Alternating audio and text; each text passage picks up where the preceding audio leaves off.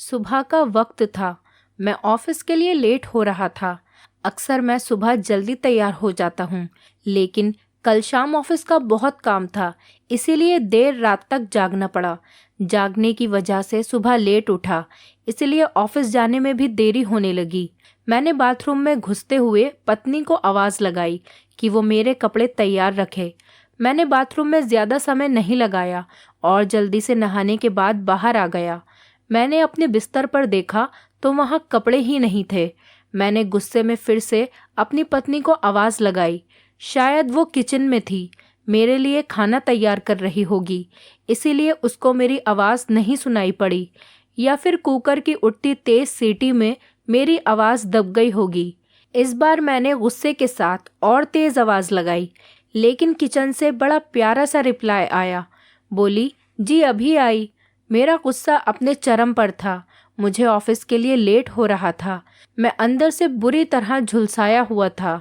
तभी पत्नी कमरे में आ जाती है और वो सीधे अलमारी की तरफ बढ़ जाती है। मेरे मन में सवाल आया कि क्या उसने मेरी आवाज़ को सुना था या फिर सुनकर अनसुना कर दिया था।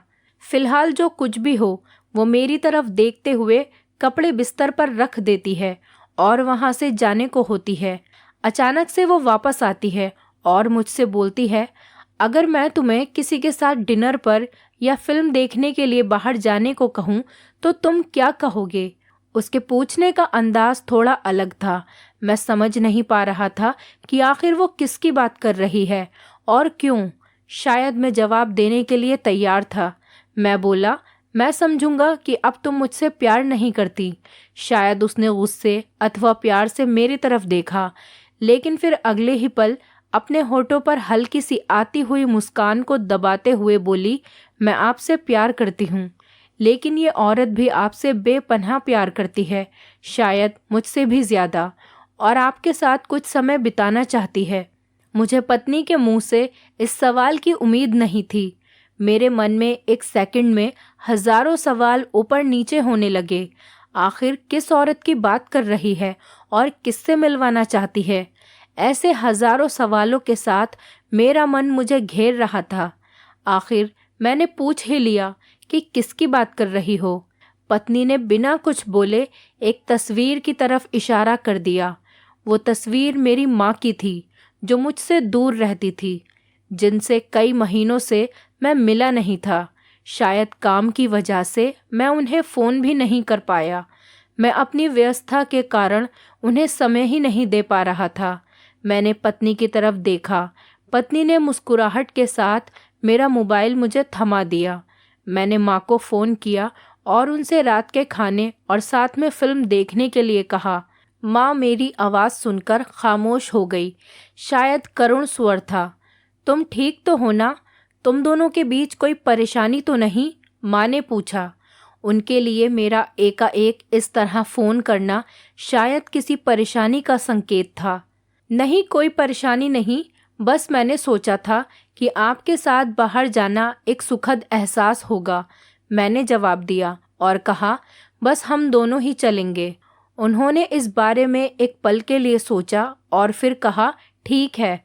शुक्रवार की शाम को जब मैं उनके घर पहुंचा तो वो मेरा इंतज़ार कर रही थी। मुझे देखकर उनका चेहरा खुशी से चमक उठा, जैसे वर्षों से कोई खोई दौलत उन्हें मिल गई हो। मैंने माँ के पैर छुए और उन्हें गाड़ी की तरफ ले जाने लगा। वो बार बार मेरी तरफ देखकर हल्के हल्के मुस्कुराकर गाड़ी की तरफ बढ़ रही थी। कार में माँ ने बताया कि उन्होंने अपनी एक दोस्त को बेटे के साथ खाने के लिए बाहर जाने की बात बताई है। वो काफ़ी प्रभावित थी। फिलहाल हम माँ के पसंद वाले रेस्टोरेंट तक पहुँच चुके थे, जो कि देखने में अभी भी अच्छा और आरामदायक था। अंदर जाकर हम दोनों एक टेबल पर बैठ गए। मैंने पास रखे मेन्यू को उठाया और उसे पढ़ने लगा। अचानक मेरी निगाह माँ पर पड़ी। वो भी मुझे ही देख रही थी, लेकिन इस बार वो मुस्कान गायब थी। वो उदास दिख रही थी। शायद मैंने मेन्यू पढ़ने में तो ज़्यादा समय नहीं लगा दिया। मैंने मेन्यू को साइड पर रख दिया। मैंने माँ से खाने के लिए पूछा। उन्होंने मेन्यू की तरफ इशारा करके मुझसे कहा, तुझे याद है जब तू छोटा था और हमारे साथ बाहर खाना खाने आता था, मैं भी तेरे लिए इसी तरह मेन्यू गौर से देखती और तेरे लिए अच्छा सा खाना ऑर्डर करती थी जो तुझको खाना पसंद था। लेकिन अब वक्त बदल गया है, महंगाई भी बहुत हो गई है।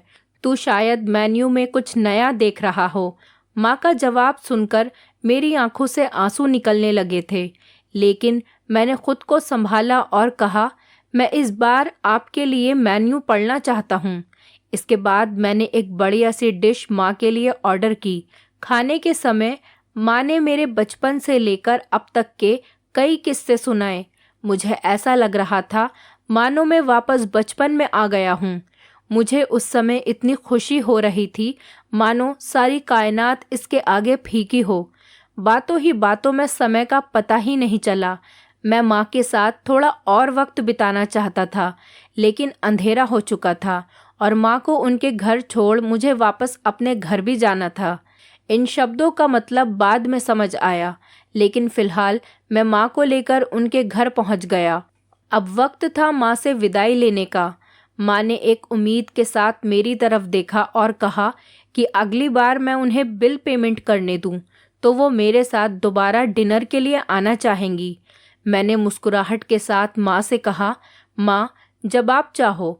और बिल पेमेंट कौन करता है, इससे क्या फ़र्क पड़ता है? माँ ने मेरी तरफ देखा और मुस्कुराहट के साथ कहा कि फ़र्क पड़ता है और अगली बार बिल वही पे करेंगी। इसके बाद मैंने माँ से विदाई ली और अपने घर की तरफ चल दिया। घर पहुंचकर देखा तो पत्नी मेरा इंतज़ार कर रही थी। उसने पूछा, कैसा रहा आज का दिन? मैंने कहा, बहुत बढ़िया, जैसा सोचा था उससे कहीं ज़्यादा बढ़िया।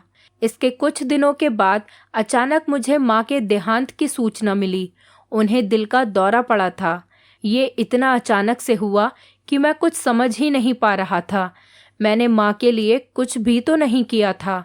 मैं वापस उनके साथ समय बिताना चाहता था, लेकिन अफसोस अपने व्यस्त समय की वजह से मैं माँ के लिए समय नहीं निकाल पाया। लेकिन अब पछताए होता क्या, जब माँ थी तब समय नहीं, और अब जब माँ नहीं तो पछतावा और अफसोस।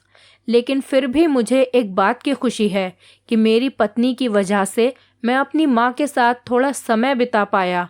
अगर उस दिन मेरी पत्नी मुझे माँ के साथ डिनर पर जाने के लिए नहीं कहती तो आज शायद मुझे और भी ज़्यादा पछतावा होता और मैं अपने आप को कभी माफ़ नहीं कर पाता।